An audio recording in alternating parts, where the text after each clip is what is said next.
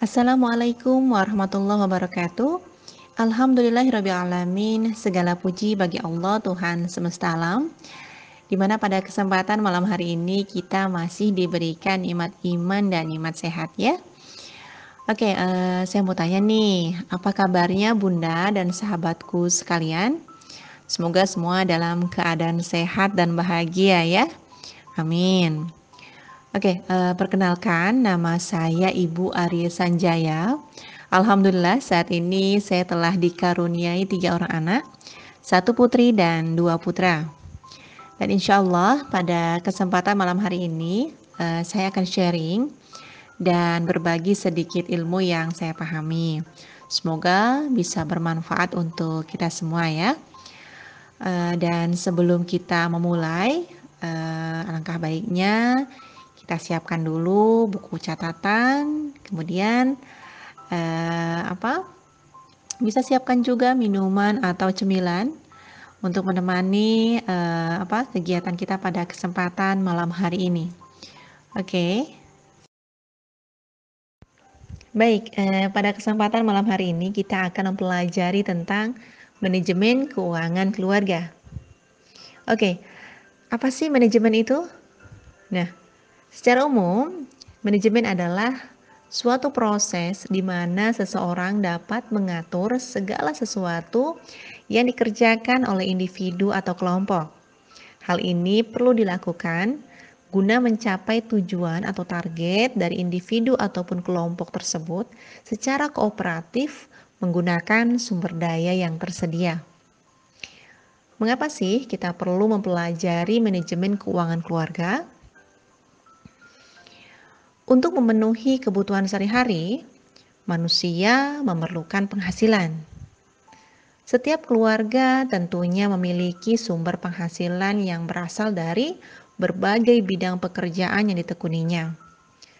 Seberapa besar penghasilan dalam suatu keluarga, sebaiknya dapat dikelola secermat dan sebaik mungkin agar pengeluaran sesuai dengan pendapatan yang diterima. Sehingga seluruh kebutuhan penting dalam keluarga dapat terpenuhi sesuai kemampuan masing-masing. Karena apa? Karena bila tidak cermat, bisa saja ada istilah lebih besar pasak daripada tiang. Bener gak sih Bun? Peran yang harus kita jalani sebagai seorang ibu bukanlah hal yang mudah. Ayo, bener ya, sepakat ya. Banyak pekerjaan yang harus dikerjakan oleh seorang ibu. Ibu menjadi guru pertama bagi anak-anaknya, mengurus makanan yang dikonsumsi suami dan anak, mengurus sekolah anak, baju yang dipakai suami, anak, ya. Kemudian mengurus rumah agar anak dan suami nyaman saat istirahat di rumah. Selain itu, seorang ibu juga ibarat menteri keuangan dalam sebuah keluarga karena harus mengatur keuangan keluarga agar bisa mencukupi kebutuhan hidup keluarga setiap harinya. Dengan tugas sebanyak itu tentu saja kita dituntut harus bisa menjaga kesehatan. Bukan hanya anak dan suami yang sehat karena sudah terjamin kesehariannya diurus ibu, tapi kesehatan diri sendiri juga penting. Tubuh yang sehat berpengaruh di kesehatan keuangan. Jadi, ibu harus bisa mengatur keuangan di keluarga.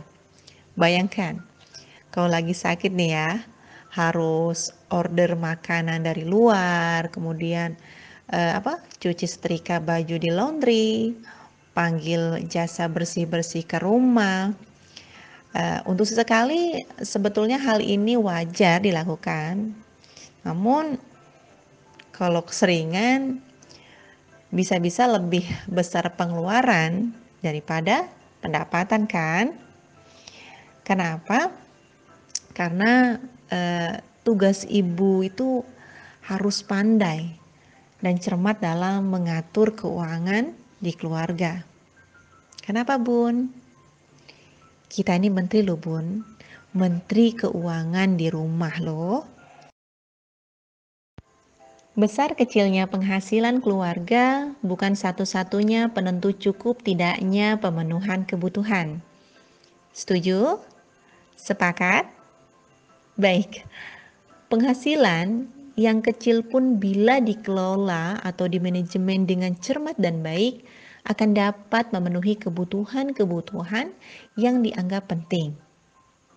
Dan ternyata sebaliknya, penghasilan yang besar belum tentu dapat memenuhi semua kebutuhan jika salah atau kurang cermat dalam mengelolanya.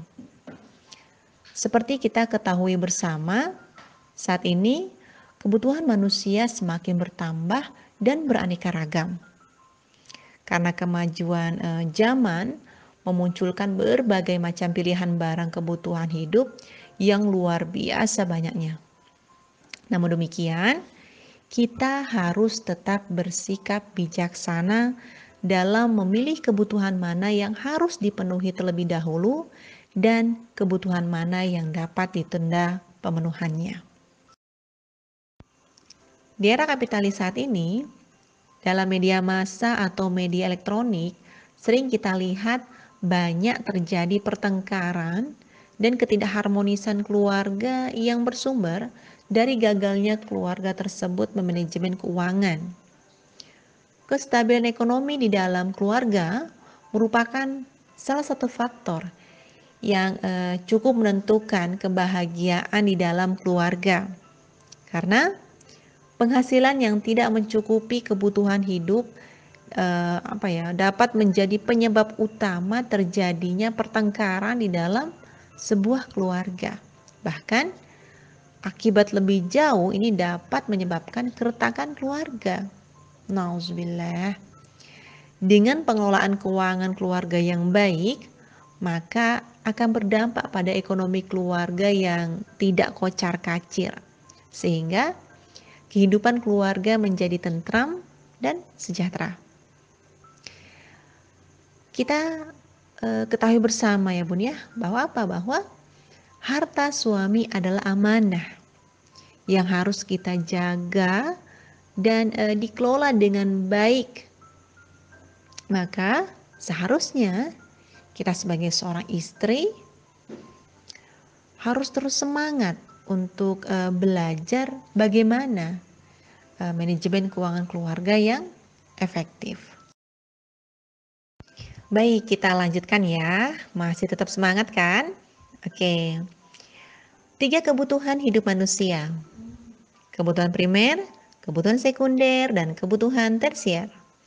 Oke, untuk kebutuhan primer ini terbagi menjadi 3, ada sandang, pangan, papan. Untuk sandang contohnya pakaian ya. Ini kita sesuaikan dengan budget, tidak harus mahal, yang penting kualitasnya cukup baik. Untuk kebutuhan pangan, ini kita harus pandai memilih dan memilah makanan dengan nutrisi yang baik sesuai anggaran untuk setiap bulannya. Untuk kebutuhan papan, kita harus memilih lingkungan yang baik, sehat, dan harga terjangkau sesuai budget per bulan atau tabungan yang kita miliki. Kita bisa mau ngontrak atau kos atau beli rumah. Kemudian kebutuhan yang kedua adalah kebutuhan sekunder. Contohnya hiburan, kemudian sepeda, handphone, kemudian dan lain-lain ya. Nah, untuk kebutuhan sekunder ini dalam memenuhi kebutuhan ini jadikan standar dari kebutuhan berdasarkan fungsinya dan sesuai dengan keperluan, bukan keinginan ya. Dan tidak harus mahal, yang penting kebutuhannya terpenuhi. Kemudian kebutuhan tersier, contohnya seperti perhiasan, liburan ke luar negeri, kendaraan, ya. Ini dapat kita lakukan jika kebutuhan primer dan sekunder telah terpenuhi. Oke, kita lanjut. Ada 3 hal yang perlu diperhatikan nih dalam pengelolaan keuangan keluarga. Kira-kira apa aja ya? Nah, yang pertama adalah keuangan untuk sehari-hari. Perencanaan pertama yang bisa dikendalikan yaitu keuangan untuk pengeluaran kehidupan sehari-hari. Para bunda tentu sangat mengetahui ya pengeluaran untuk kehidupan sehari-hari. Contohnya seperti biaya listrik, biaya air, biaya untuk membeli makanan, biaya akhir pekan, kemudian biaya transportasi pergi dan pulang kantor, biaya makan siang di kantor, serta biaya sandang, pakaian dan sepatu untuk seluruh keluarga. Nah, lebih baik rencana pembiayaan ini dilakukan dengan rancangan periode setahun. Supaya apa? Supaya lebih baik pengaturannya dan kemudian dibagi dalam periode bulanan selama 12 bulan. Biaya sandang selalu dikeluarkan tidak sekali sebulan ya, tetapi sekali 2 atau 3 bulan. Biaya pengeluaran untuk kehidupan sehari-hari berkisar 30-50% dari pendapatan yang kita peroleh. Bila pengeluaran lebih dari 50%, maka pengeluaran itu harus dievaluasi untuk dapat kemudian dilakukan efisiensi. Pengeluaran yang tidak penting dan tidak dibutuhkan jangan dianggarkan ya Bun ya. Nah, karena apa? Karena salah satu cara menghemat pengeluaran adalah dengan merancang pengeluaran secara matang. Sebagai contoh nih ya, anak-anak tidak diajarkan membeli barang atau memenuhi keinginan anak yang belum direncanakan dari rumah ketika pergi ke mal atau pusat perbelanjaan. Pengeluaran sandang diperkirakan sekitar 30% dari seluruh pengeluaran sehari-hari. Pembelian sandang harus disesuaikan dengan kemampuan ya pastinya. Nah, misal ya, gaji 4 juta per bulan. Jika 50% untuk kebutuhan sehari-hari dan untuk biaya sandang 2 bulan sekali, maka 30%-nya ini sekitar 2 kali 600.000, yaitu sekitar 1,2 juta rupiah ya. Nah, untuk sandang ini tentunya masih bisa diefisienkan.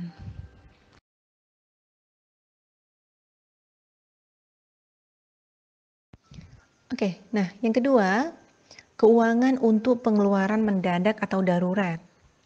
Perencanaan untuk pengeluaran mendadak ini merupakan pengeluaran yang tidak diketahui sebelumnya. Misalnya ya Bun ya, biaya perawatan anggota keluarga yang sakit, kemudian memberi sangu kepada keluarga yang datang, kemudian apalagi ya, kondangan ya. Nah, dalam pengeluaran ini juga ini termasuk pengeluaran untuk saudara-saudara gitu kan yang tidak mampu dan kita memiliki atau mempunyai kewajiban untuk membantu. Tetapi tentu ya tidak dalam bentuk terpaksa ya, melainkan dengan kerelaan. Nah, pengeluaran ini Bun, ini besaran kisaran ini sekitar 10-20% dari seluruh pendapatan. Berarti jika 4 juta pendapatan kita per bulan, maka dana yang kita sediakan yakni 400 sampai 800 ribu rupiah. Bila dana ini tidak terpakai ya Bun ya, maka dana ini bisa dipergunakan untuk tahun berikutnya. Tetapi harus selalu disediakan ya. Dan dana sisa ini selainnya dipisahkan pada tabungan lain ya Bun ya. Jangan dicampur ya. Dana ini juga bisa dibuat dalam bentuk tabungan dan bila sisanya masih besar, separuhnya dibuat dalam tabungan yang dapat diambil sehari-hari. Nah, pengeluaran mendadak ini harus diatur tentunya secara. Oke, yang terakhir, keuangan untuk jangka panjang. Oke, perencanaan keuangan untuk jangka panjang ini di mana dana saat ini diinvestasikan untuk kebutuhan pada saat pensiun ya. Dan dana ini diinvestasikan sekitar 30% dari pendapatan setahun. Dan bila pendapatan kita per bulannya 4 juta, maka dalam setahun ini sekitar 48 juta rupiah ya. Nah, berarti kita dapat menginvestasikannya ini sekitar 15 juta rupiah. 30% dari 48 juta kan 15 juta rupiah ya. Ini selama setahun. Nah, oleh karena itu para bunda dan sahabat semua pastinya ini dapat menggunakan pendapat berbagai pihak yang memahami investasi untuk melakukan investasi dalam rangka kepentingan jangka panjang ya. Dan ilustrasi perencanaan keuangan ini sifatnya sudah baku ya Bun ya, tetapi dapat diubah ini sesuai dengan kebutuhan. Misalkan Bun, aku mau nih ya untuk dana darurat bukan 10 sampai kisaran 20% tapi 5 sampai 10%. Itu monggo ya. Dan sebenarnya ya Bun ya, kalau Bunda mau sedikit berencana di awal bulan, Bunda tidak akan nih kerepotan apalagi sudah masuk tanggal-tanggal tua gitu kan. Nah, untuk itu Bun, agar tidak tekor setiap akhir bulan, maka dibuatlah perencanaan keuangan dengan bijaksana ya. Hasilnya Bun, insya Allah meski akhir bulan sudah menjelang, masih ada nih dana tersedia untuk ditabung atau untuk. Baik, kita lanjutkan. Masih tetap semangat kan? Ya. Sifat yang perlu kita tanamkan. Sifat yang perlu kita tanamkan dalam diri ini ibarat sebuah tanaman ya Bun ya. Yang pertama adalah menyisihkan pendapatan untuk modal. Diriwayatkan oleh Ibrahim Al-Harbi dalam Gharib Al-Hadis dari hadis Nu'aim bin Abdurrahman, 9 dari 10 pintu rizki ada dalam perdagangan. Nah, di sini sangat dianjurkan untuk berdagang dalam mencari nafkah ya. Oleh karena itu, dengan menyisihkan pendapatan yang diperoleh untuk modal atau membuka usaha, ini dapat kita lakukan nih. Untuk apa? Untuk menambah pendapatan. Kenapa? Karena di era digital saat ini ya Bun ya, ini sangat memungkinkan membuka usaha dari rumah yang dapat menambah pemasukan keluarga atau dapat juga kita gunakan sebagai modal investasi.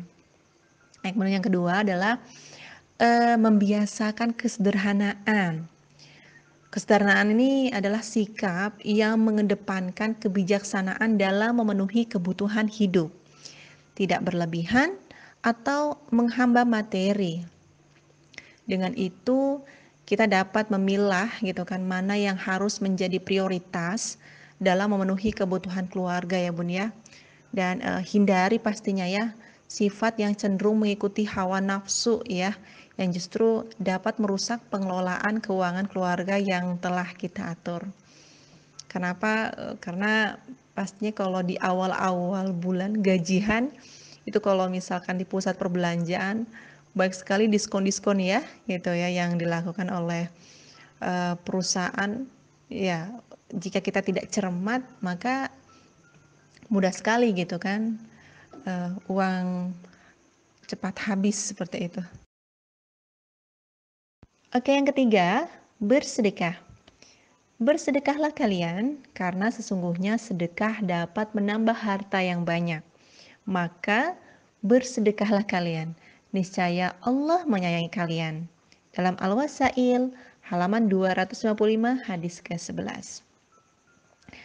Salah satu cara untuk mensucikan harta ini adalah dengan bersedekah.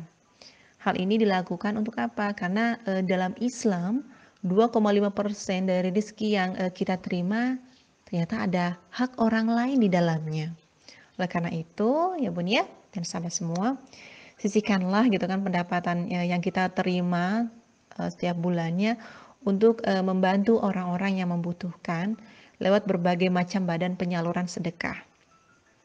Selain itu ya Bun ya, Allah juga menjanjikan untuk menambah harta yang didapat dengan bersedekah. Sebab lewat bersedekah berarti kita bersyukur atas nikmat yang diperoleh. Oke, yang keempat, hindari berhutang. Dalam sebuah hadis diriwayatkan, barang siapa utang uang kepada orang lain dan berniat akan mengembalikannya, maka Allah akan luluskan niatnya itu. Tetapi barang siapa mengambilnya dengan niat akan membinasakan, tidak membayar, maka Allah akan merusakkan dia. Hadis riwayat Bukhari. Para bunda sekalian, Utang memang kadangkala menjadi penyelamat ya, penyelamat keuangan di saat darurat. Namun kenyataannya tidak dianjurkan untuk berutang jika tidak benar-benar membutuhkannya. Artinya jika kita masih bisa berusaha untuk membayar sesuatu, janganlah berhutang. Jika terpaksa berhutang kepada seorang, wajib hukumnya untuk melunasi ya. Hal ini dilakukan karena untuk Islam perihal utang menyangkut dunia dan akhirat. Bahkan saat seseorang meninggal dalam keadaan berutang, ahli warisnya wajib untuk melunasinya. Oke, kemudian yang selanjutnya yang kelima adalah jangan boros ya Bun ya. Oke, dalam surah Al-Furqan ayat 67 Allah berfirman yang artinya, dan janganlah kamu menghambur-hamburkan hartamu secara boros. Sesungguhnya pemborosan-pemborosan itu adalah saudara-saudara setan, dan setan itu adalah sangat ingkar kepada Rabb-nya. Dan orang-orang yang apabila pembelanjaan hartanya mereka tidak berlebih-lebihan dan tidak pula kikir, dan adalah pembelajaran itu di tengah-tengah antara yang demikian. Seperti yang sudah kita ketahui ya Bun ya, bahwa sikap boros sangat tidak dianjurkan dalam segala hal. Begitu pula dengan mengatur keuangan. Islam pun melarang seseorang dalam berbelanja berlebih-lebihan. Hal tersebut karena apa? Akan menimbulkan sifat konsumtif dalam diri yang sangat betul-betul merugikan. Oleh karena itu ya Bun ya dan sahabat sekalian, belilah segala kebutuhan sesuai dengan kadarnya, tidak kurang dan tidak lebih. Hindari juga membeli segala sesuatu yang tidak diperlukan. Misalnya saat memiliki sebuah ponsel, namun karena ada ponsel tipe baru nih ya gitu kan, maka kita belinya berdasarkan keinginan, bukan kebutuhan. Padahal ponsel yang lama gitu kan ini masih bisa digunakan.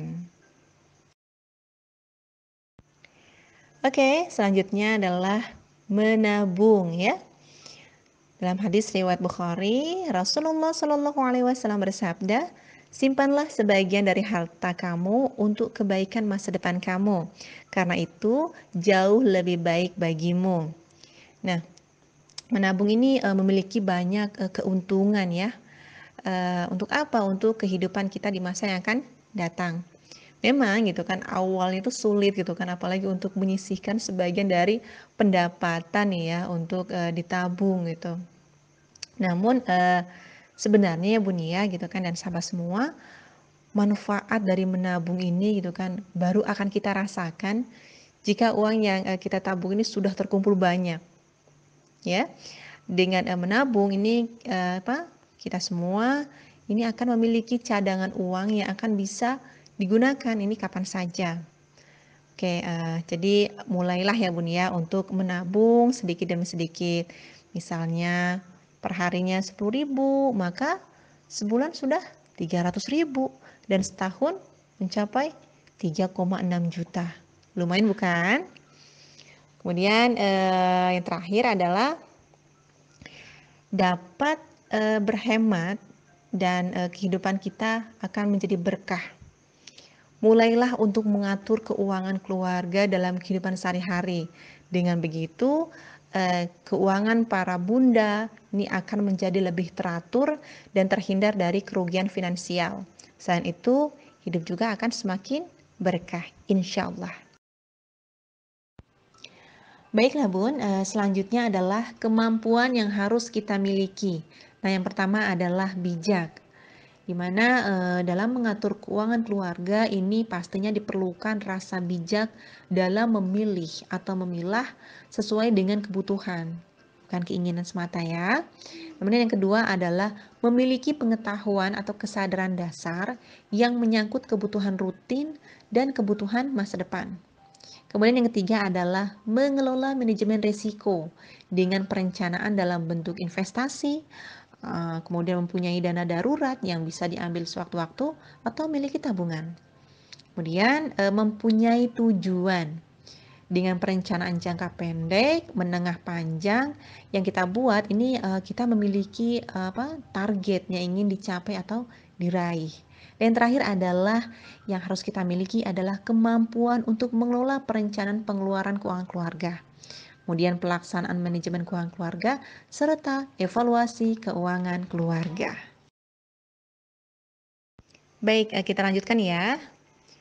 Perencanaan pengeluaran keuangan keluarga. Nah, langkah pertama yang harus dilakukan dalam manajemen keuangan keluarga adalah dengan mendata seluruh pendapatan yang kita peroleh. Hal ini tujuannya adalah agar kita dapat mengetahui berapa sih sebenarnya pendapatan keluarga kita per bulannya. Nah, setelah dicatat ya Bun ya, total pendapatan tersebut. Nah, langkah berikutnya adalah membuat daftar pengeluaran rutin yang harus dikeluarkan setiap bulannya. Seperti apa? Belanja bulanan, contohnya beli gula, sabun, odol, teh, minyak, beras, dan lain-lain ya. Kemudian bayar listrik, air, telepon, pembantu kalau ada ya, kemudian SPP anak, gas kompor, dan lain-lain. Nah, selanjutnya semua pengeluaran rutin tersebut dijumlahkan. Kemudian langkah selanjutnya adalah membuat daftar pengeluaran tidak rutin dengan skala prioritas ya. Jumlahkan seluruh pengeluaran yang ada dalam daftar, kemudian cocokkan dengan total pendapatan yang kita miliki. Jika ternyata pengeluaran yang kita rencanakan melebihi pendapatan yang ada, maka nih ya harus diseleksi lagi nih kira-kira pengeluaran mana yang dapat ditunda pemenuhannya. Nah, setelah ketiga langkah tersebut beres, maka selanjutnya yang dilakukan adalah evaluasi sebelum rencana tersebut dilaksanakan. Nah, evaluasi dilakukan untuk mengecek. Nah, mengecek ada nggak sih gitu, ada tidaknya kesalahan penjumlahan pendapatan dan pengeluaran. Kemudian mengecek lagi ada tidaknya kebutuhan rutin yang terlewati. Mengecek lagi ada tidaknya kebutuhan yang sebenarnya tidak penting. Jika ada, kita dapat mengganti dengan kebutuhan lain yang lebih penting. Kemudian mengecek bagian kebutuhan mana yang dapat dihemat atau ditekan pengeluarannya sehingga sisanya dapat digunakan sebagai uang jaga-jaga untuk kebutuhan tak terduga seperti sakit, dan lain-lain ya. Kemudian berpergian karena ada yang meninggal, tamu yang datang mendadak, kondangan ya. Nah, yang terakhir adalah mengecek pemasukan pendapatan tambahan yang mungkin diperoleh. Nah, setelah evaluasi dilakukan, maka kita akan tulis kembali perencanaan itu secara rapi dan ditempelkan di tempat ya yang ibu mau lah gitu kan, misalkan ditempelkan di kulkas gitu kan ya, gitu. Di tempat-tempat tertentu lah gitu. Oke, kita lanjut ya. Keinginan versus kebutuhan. Para bunda sekalian dan sahabat-sahabatku sekalian, kadang-kala nih ya, mungkin bahkan sering terjadi ya, kita lebih mengutamakan keinginan daripada kebutuhan. Dan hal ini kadang sulit untuk terkontrol. Betul atau betul? Nah, tentu nih para bunda bertanya-tanya ya, bagaimana ya cara memprioritaskan kebutuhan? Yang pertama yang perlu kita lakukan, menulis semua kebutuhan yang harus dipenuhi yang bukan kebutuhan rutin. Nah, seperti pada contoh yang ada ya. Setelah kita menuliskan daftar keinginan, kebutuhan yang kita perlukan, kemudian dengan budgetnya ya, kita perhatikan ya Bun ya, dan coret mana kebutuhan yang tidak memerlukan uang, yaitu kebutuhan yang dapat dikerjakan sendiri atau bahannya telah kita miliki. Nah, pada contoh ini ya Bun, seperti les komputer untuk anak. Bila kita dapat mengajarkan sendiri dan memiliki komputer sendiri, maka dapat saja gitu kan ya kebutuhan tersebut dicoret. Demikian pula dengan membeli pintu. Maka kalau yang lama ternyata masih dapat diperindah dengan bahan yang sudah tersedia dan tenaga kita sendiri, maka kemungkinan anggaran yang ditulis dapat dikecilkan. Kemudian Bun, kita mentandai kebutuhan yang memerlukan uang dalam jumlah besar. Lalu kita perkirakan ya Bun ya, cukup tidaknya uang kita untuk memenuhinya. Nah, setelah itu Bun, berikan tanda checklist pada kolom ya atau tidak bagi kebutuhan-kebutuhan yang kita tuliskan dengan mengingat dapat tidaknya kebutuhan tersebut dipenuhi. Lalu Bun, berikan nomor skala prioritas ya terhadap kebutuhan yang kita jawab ya. Nah, semoga bisa dipahami ya dan bisa membantu. Baik, kita lanjutkan. Implementasi manajemen keuangan keluarga. Para bunda sekalian, dalam melaksanakan rencana pengeluaran yang telah kita susun ya, maka kita dapat melakukan berbagai macam model ya. Di antaranya adalah sistem amplop. Nah, mengapa disebut sistem amplop gitu kan? Karena memang sistem ini menggunakan amplop sebagai tempat untuk menyimpan sementara uang kita sesuai dengan kebutuhan yang telah direncanakan tentunya ya. Jadi, uang dibagi-bagi nih ya berdasarkan amplop-amplop yang telah ditentukan dan ditulis di luarnya, di bagian luarnya ya. Nah, hal ini berarti jumlah amplop sesuai dengan jumlah kebutuhan yang telah direncanakan dan disetujui sebelumnya. Yang kedua adalah sistem buku kas. Nah, untuk sistem buku kas yang dimaksud ini tentu tidak seperti yang diajarkan dalam pelajaran akuntansi ya, tapi lebih sederhana. Nanti insya Allah saya akan berikan contohnya. Lalu yang ketiga adalah sistem kas keluarga. Nah, untuk sistem kas keluarga ini sistem pembukuan keuangan keluarga yang menekankan pada pembagian pengeluaran menjadi kelompok-kelompok, yaitu pengeluaran tetap, kemudian harian, dan tak terduga. Semua dicatat secara rinci dalam buku dan setiap jenis pengeluaran dijumlah lalu ditotal dengan pengeluaran jenis lain itu kan. Yang terakhir adalah sistem kas harian. Nah, sistem kas ini ya Bun ya, ini merupakan sistem pembukuan keuangan yang menekankan pada catatan pengeluaran setiap hari. Nih, nah sistem ini biasanya berhasil bila dianut oleh orang yang rajin mencatat. Jadi apapun yang dikeluarkan setiap hari, ya tanpa malas untuk mencatat. Ya, meskipun pengeluaran dalam jumlah kecil ya. Nah, bagi para bunda yang menggunakan sistem ini harus secara sabar memang gitu kan dan telaten. Sebab ketinggalan satu hari saja akan mengacaukan pembukuan berikutnya. Sebab daya ingat orang itu kan memang terbatas ya Bun ya. Oke, kita lanjut ya. Contoh sistem buku kas dan contoh sistem kas keluarga. Bisa Bunda perhatikan dengan baik dan sesama ya. Misal, pada sistem buku kas, di situ dapat dilihat ya, jika pemasukan dalam sebulan Rp1.450.000 dan pengeluaran bayar listrik, telepon, PAM, dan SPP anak Rp270.000, maka sisa saldo Rp1.180.000 yang dapat digunakan untuk keperluan yang lain. Sederhana kan ya Bun? Nah, kemudian model sistem kas keluarga.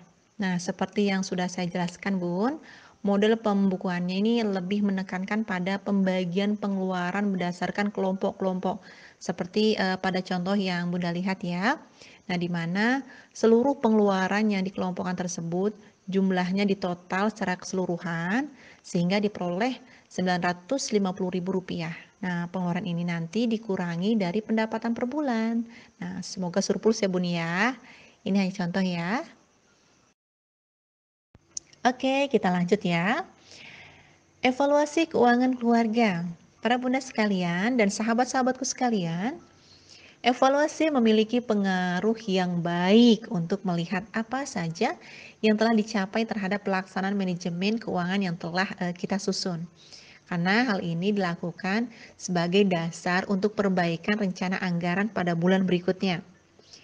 Berdasarkan evaluasi ini, akan diperoleh informasi tentang kelebihan dan kekurangan rencana anggaran kita, sehingga dapat diperbaiki nih atau disempurnakan untuk selanjutnya.